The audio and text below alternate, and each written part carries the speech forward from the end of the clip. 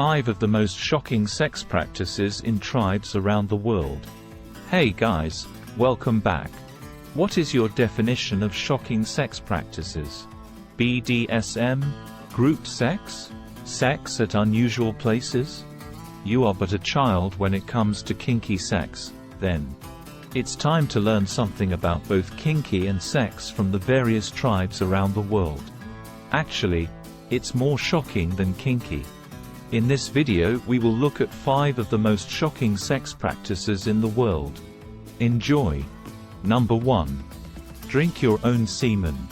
The Sambia tribe in Papua New Guinea have tradition that has fascinated, and confused, many. They are the tribe that drinks semen to turn boys into men, and we bring you everything you need to know about them. This ritual, which is a symbol of a young boy's rite of passage to manhood, starts when a boy is between the ages of 6 to 10 and comprises of 6 stages. Imperative to the processes and teaching of the initial ceremony is the notion that women can be dangerous to men. To become a man, and in essence a warrior, these young men are taught how to detach themselves from their mothers and the women around them as a means of showing that they can live without them and prove their masculinity. The 6-stage process of affirming one's manhood can take anywhere from 10 to 15 years until these young men father a child. Much of the initiation and training is characterized by what some have deemed to be highly erotic and sexual. In the first stages, a sharp stick of cane is inserted deeply into the young boy's nostrils until he bleeds profusely. The young boys are also introduced to older warriors who are told that bachelors are going to copulate with them to make them grow. Throughout much of the 6 stages, the act of having the stick of cane inserted into the nostrils and the performance of fellatio are integral to the process of becoming a man. While the former practice is often derided by many as inhumane, and the latter is often referred to as homosexual behavior, the Sambia's understanding and purpose behind these two processes differs from our conventional understanding.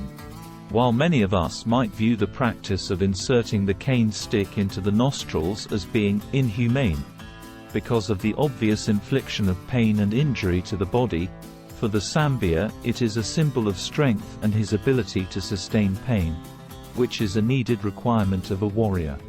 Additionally, the act of performing fellatio and the act of ingesting semen is seen as an integral part of manhood because boys are unable to mature into men unless they ingest semen, and they adhere to the notion that all men have eaten the penis. According to Sambia belief, the semen of a man possesses the masculine spirit, which young boys will be able to attain through his ingestion of semen. Cultural differences play a huge part in how we react to such practices. What we may view as homosexuality may simply be a rite of passage in another culture. The journey to manhood has no set route, but the end goal is always the same: to protect and provide. Number 2. Eat your own penis. Being a man is no easy task, but back in the days, transitioning from boy to man was an even harder task. This is as some cultures practiced unconventional rites of passage from boyhood to manhood. An example is that of the Australian Majora Aborigines tribe. The rites of passage for males consists of 2 parts: circumcision and subincision. In this tribe, a boy of around 15 or 16 years is ready to become a man and has to go through this painful ritual. This begins with the elders taking the boy to a fire and have him lie down next to it.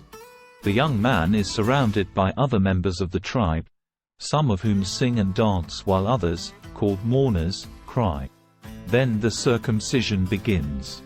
This involves the tribal elder in charge of the circumcision sitting on top of the boy's chest facing his penis.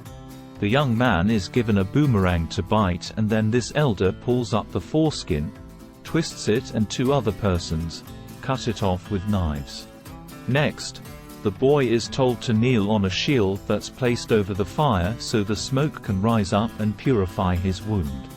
Then the weirdest part of the ritual begins. This is where the boy is given his freshly removed foreskin to swallow without chewing.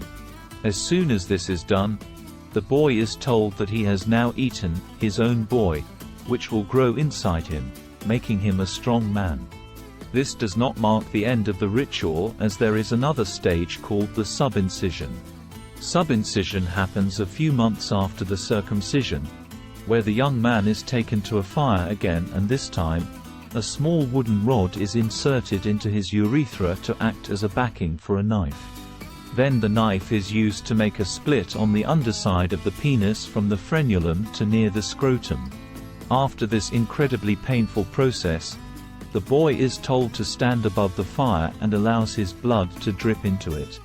From that day, the boy squats when he urinates. While this ritual was pretty compulsory for all males back in the day, the successive generations are quickly abandoning this tradition as they are less willing to go through so much pain and also eat their foreskin. Number 3. Have sex if you trip. The Gujarati people of Colombia, Sri Lanka have a weird ritual where boys and girls dance together in separate lines. If a young girl were to accidentally or intentionally trip a man while dancing, she'd have to have sex with him. I'm sure we all know some people who'd be willing to fall down any time for this. Number 4. Sewing your vagina together. Not all of the tribes are so kinky about sex. Some of the tribes are really regressive about intercourse and want to avoid it to the best extent possible. But some tribes of Eastern Africa and Peruvian Indians go a little too far to prevent pre-marital sex. They sew and clasp together the labia majora of all of their women, leaving behind a very small opening for urination. This practice is called infibulation. This practice is a little different from genital mutilation, where essentially the clitoral hood of flesh is removed in an attempt to not let the women enjoy sex.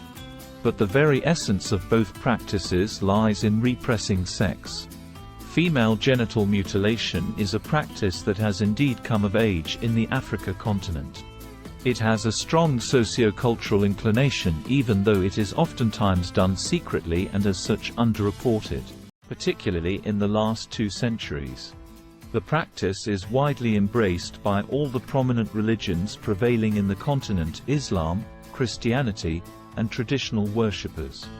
Female genital mutilation is performed at different age groups: the week of birth, infancy, before the puberty stage, before the first childbirth, and other periods depending on either the location or the particular reason underlying the practice in any society. It is performed individually or sometimes in a group of girls or women. Thus, its extent is commonly estimated, although the reported figures have been considered less of what can be observed to be the real extent. Number 5. Making love to donkeys. Hey, it might sound funny to you, but it's anything but funny to the people of Cartagena, Colombia. Being an essentially Catholic area, sex has always been a very secret affair here, and premarital sex, unthinkable.